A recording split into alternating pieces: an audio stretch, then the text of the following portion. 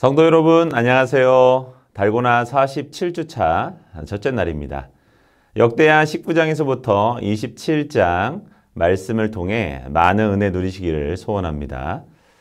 오늘 우리가 보게 될 역대하 19장 1절에서 20장 30절까지는 열왕기에 나오지 않는 내용입니다. 19장은 여호사밧이 길랏 라못 전투에서 구사 일생으로 목숨을 건진 다음 예루살렘으로 돌아온 이후의 기록입니다. 전투에서 간신히 살아서 돌아온 직후에 여호사밧은 그를 향한 책망을 겸손히 받아들입니다. 이후 그는 백성이 하나님의 뜻을 알게 하고 또 나라가 부강해지기를 바라면서 재판관을 세워 하나님의 뜻을 이루는 일을 앞장서게 됩니다. 역대하 19장 1절을 보면 여호사밧이 그의 궁으로 들어가니라 라고 말합니다.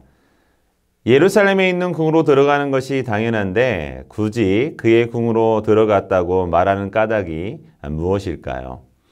그것은 여호사밧이 궁전으로 들어가기 어려운 상황, 곧 왕위를 유지하기 어려운 위기에 직면했기 때문으로 생각이 됩니다.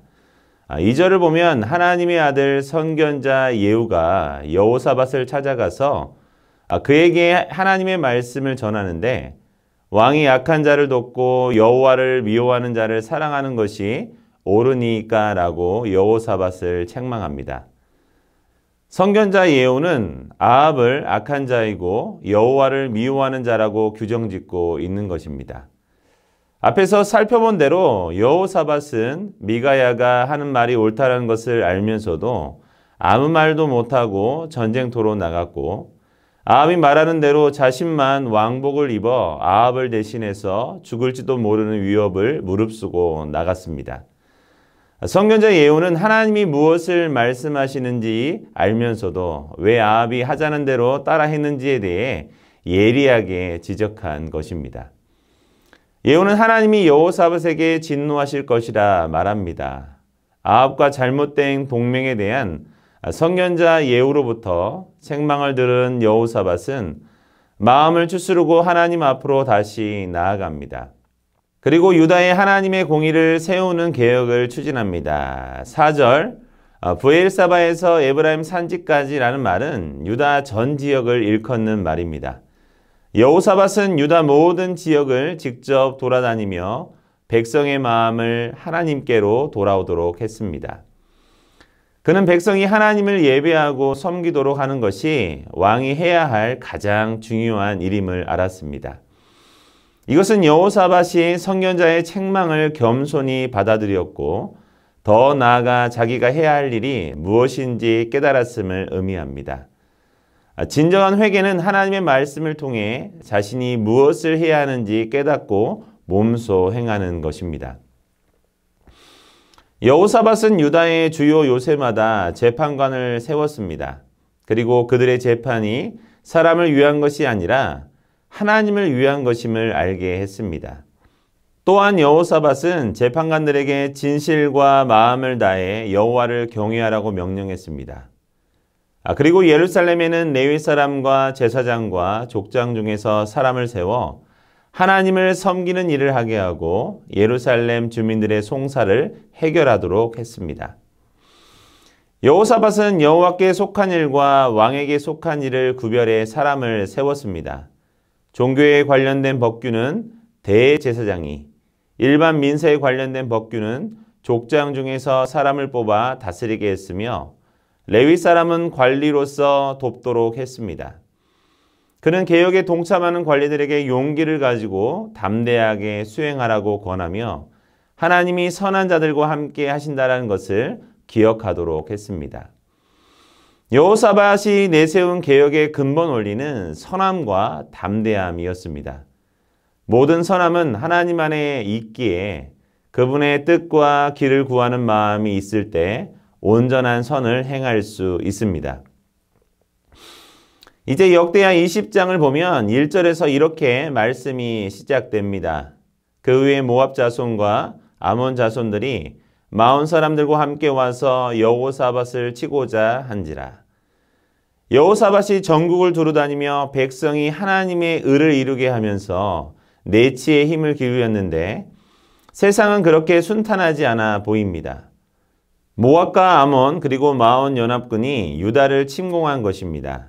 전령들이 시시각각 여호사밧에게 상황을 보고하는데 그들은 큰 무리가 쳐들어온다고 보고합니다.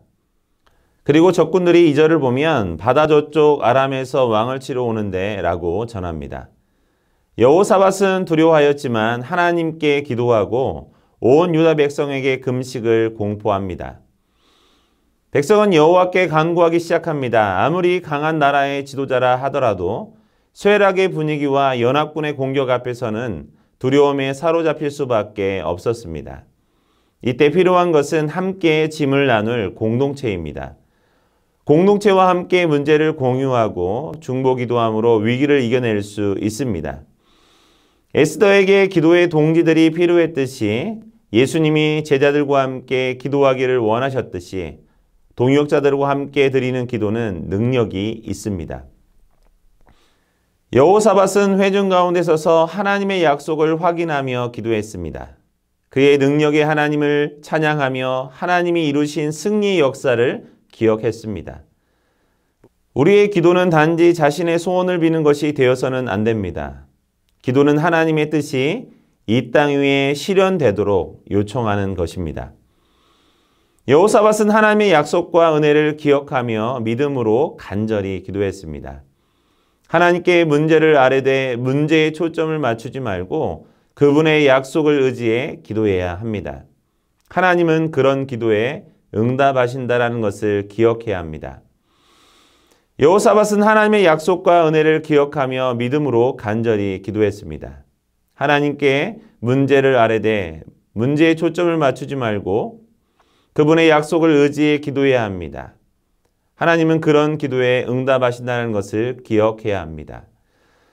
14절 말씀을 보면 이렇게 말씀합니다. 여호와의 영이 회중 가운데서 레위 사람 야하시엘에게 임하셨으니 모든 유다 사람이 하나님 앞에 서 있을 때 하나님의 영이 레위 사람 야하시엘에게 임했습니다. 그리고 하나님의 말씀을 대언하게 하셨습니다. 두려워하지 말라, 놀라지 말라.